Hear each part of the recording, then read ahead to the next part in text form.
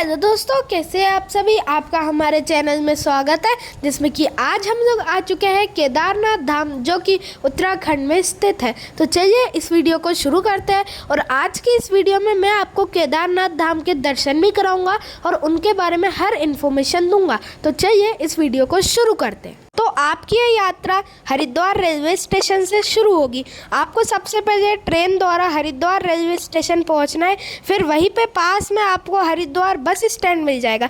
यहाँ पर आप लोगों को सोनप्रयाग तक के लिए बसें मिल जाएंगी और आप इन बसों को एक दिन पहले ऑनलाइन बुक कर सकते हैं। फिर आप बस का इस्तेमाल कर 230 किलोमीटर का एक सुंदर रास्ता तय कर पहुंच जाएंगे सोनप्रयाग। दोस्तों, आप लोगों को सोनप्रयाग में रुकने के लिए डॉर्मेट्री भी अवेलेबल मिल जाएगी और इनका प्राइस आप लोगों को पर पर्सन का पर नाइट 300 रुपीज से 500 रुपीज का मिल जाएगा। सोनप्रयाग में आप लोगों को कुछ इस प्रकार से खड़ा किया जाता है, क्योंकि यहाँ पर आप लोगों का यात्रा रजिस्ट्रेशन यानी यात्रा पंजीकरण चेक होता है।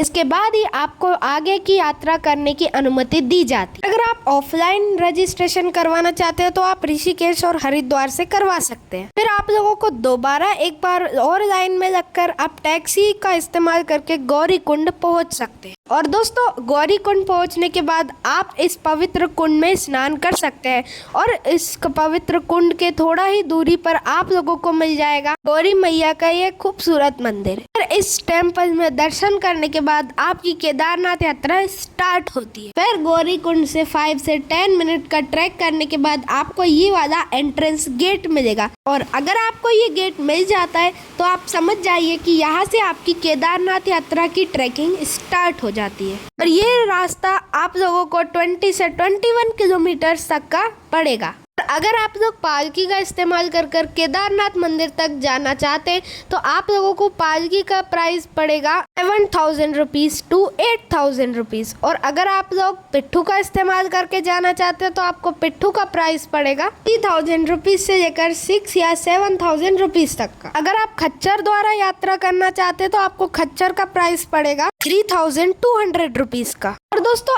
अगर आप लोग हेलीकॉप्टर की मदद से इस यात्रा को करना चाहते हैं तो हेलीकॉप्टर का प्राइस मैंने स्क्रीन पर लिख दिया है, आप पढ़ सकते हैं। अगर आप हेलीकॉप्टर को ऑनलाइन बुक करना चाहते हैं तो आप हेलीकॉप्टर की ऑफिशियल वेबसाइट का इस्तेमाल करके हेलीकॉप्टर ऑनलाइन बुक कर सकते हैं। और फिर 6 से 7 किलोमीटर का ट्रैक करने के बाद आप लोग इस रामबाड़ा नाम की जगह पर आ जाओगे और यहाँ पर आप लोगों को मंदाकिनी नदी के ऊपर बने हुए ये 2 खूबसूरत पुल मिलेंगे। फिर उन पुल को क्रॉस करने के बाद आपको ये ब्यूटीफुल से ग्लेशियर वाले माउंटेन्स देखने मिलेंगे। और फिर थोड़ा आगे जाने के बाद आप लोग पहुंच जाएंगे इस जगह पर, जिस जगह का नाम है रुद्रा पॉइंट।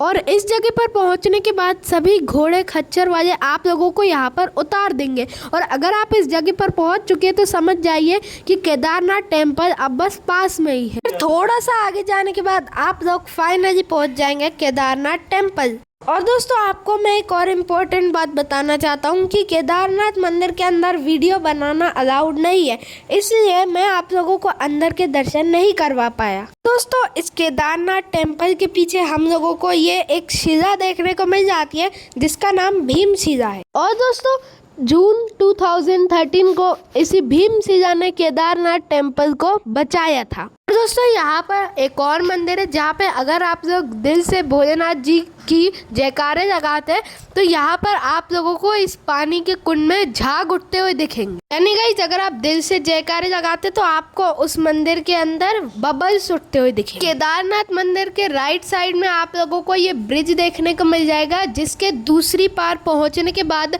10 या 20 मिनट की चढ़ाई करने के बाद आप लोग पहुँच जाओगे भैरव बाबा जी के मंदिर के पास। और दोस्तों, अगर आप भैरव बाबा जी के मंदिर तक आए हैं तो आप एक बार दर्शन जरूर से कीजिएगा, क्योंकि भैरव बाबा जी के दर्शन करने के बिना ये यात्रा अधूरी होती है। तो दोस्तों, अगर आप यहाँ पर रुकने की व्यवस्था के बारे में सोच रहे हैं तो भी कोई टेंशन की बात नहीं है। आप लोग नंदी कॉम्प्लेक्स में अपनी बुकिंग करवा सकते हैं और यहाँ पर बेड का प्राइस रहता है ₹750।